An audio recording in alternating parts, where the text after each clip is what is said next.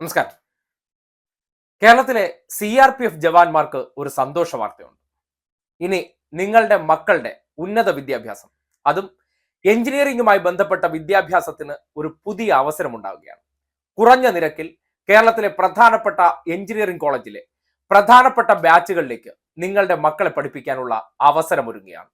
ഇതുമായി ബന്ധപ്പെട്ട കഴിഞ്ഞ ദിവസം തിരുവനന്തപുരത്തെ പള്ളിപ്പുറം ഗ്രൂപ്പ് സെന്ററിൽ വെച്ചിട്ട് ഒരു MOU സൈൻ ചെയ്തു. The candidate selected for degree and professional science and engineering number of seats reserved is 26,026.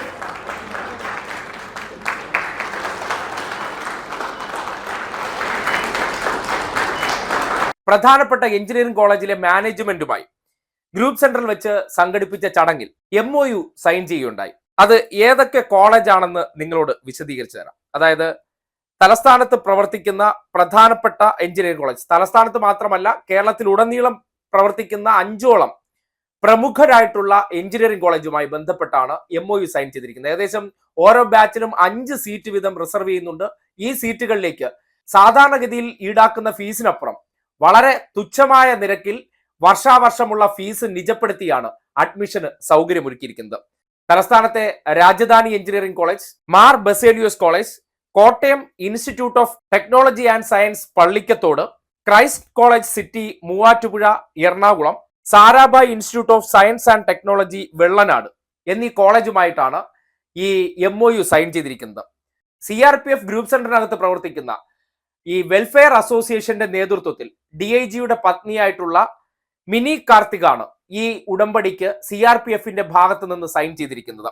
Muvattupuzha Christ കോളേജിന്റെ ഭാഗത്ത് നിന്ന് PJ പൗലോസും, രാജധാനി ഇൻസ്റ്റിറ്റ്യൂട്ട് ഓഫ് എഞ്ചിനീയറിംഗിന്റെ ഭാഗത്ത് നിന്ന് ചെയർമാൻ ബിജു രമേശും, മാർ ബസേലിയോസ് കോളേജിന്റെ അധികാരി എന്നുള്ള നിലയ്ക്ക് ഫാദർ ജോൺ വർഗീസും, Kottayam institute of technology and science എന്ന ഇൻസ്റ്റിറ്റ്യൂട്ടിന്റെ ശ്രീമതി SR ദീപ പ്രിൻസിപ്പലും, Sarabhai institute of science and technology എന്ന കോളേജിന്റെ KR കൈമൾ എന്ന വ്യക്തിയുമാണ് ഈ ഉടമ്പടിയിൽ സൈൻ ചെയ്തിരിക്കുന്നത്.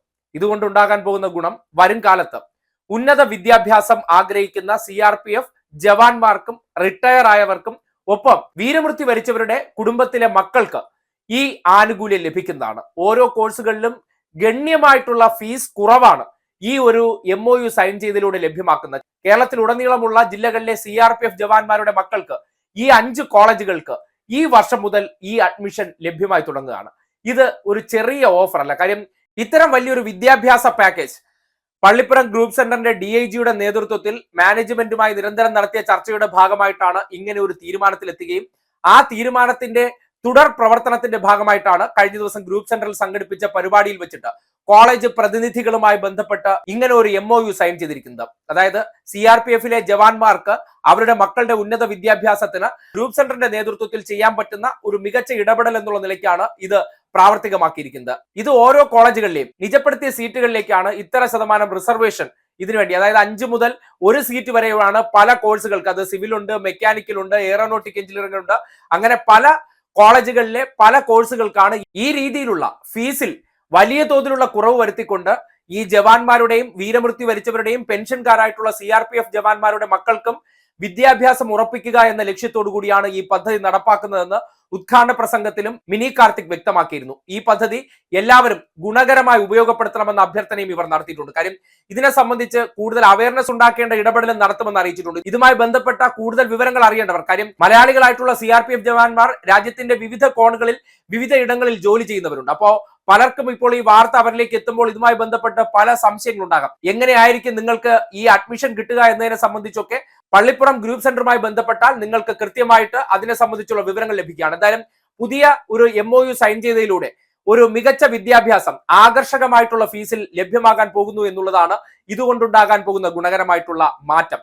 എന്തായാലും വളരെ കാലാനുസൃതമായിട്ടുള്ള ഒരു ഇടപെടൽ പുതിയ ഭരണസമിതിയുടെ നേതൃത്വത്തിൽ, ഗ്രൂപ്പ് സെന്ററിലെ പുതിയ DIGയുടെ നേതൃത്വത്തിൽ നടപ്പാക്കിയിരിക്കുന്ന ഈ പദ്ധതി, ആ പദ്ധതി ജവാന്മാർക്കെല്ലാം വലിയ തോതിൽ ഗുണകരമാകുമെന്ന് ഇപ്പോൾ തന്നെ അഭിപ്രായം ഉയർന്നിട്ടുണ്ട്.